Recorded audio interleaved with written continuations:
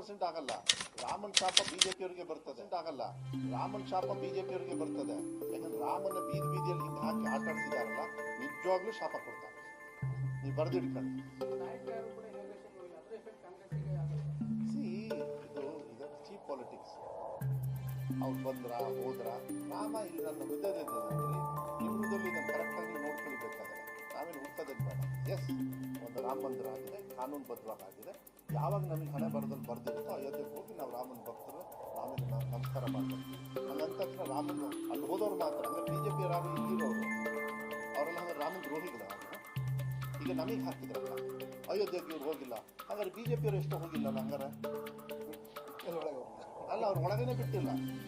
ಆಗ ಬಿಟ್ಟಿರೋದಲ್ಲ, ಮೊನ್ನೆ ನೋಡಿದ್ರೆ ನಮ್ಮ ದೇಶದ ದೊಡ್ಡ ದೊಡ್ಡ ಮನುಷ್ಯರನ್ನ ಆ ಬ್ಯಾರಿಕೇಡಿಂಗಲ್ಲಿ ಹಾಕಿ ಶಿವಾಯ ನಮಃ ಅಪೂರ್ಣ ಅದು 4 years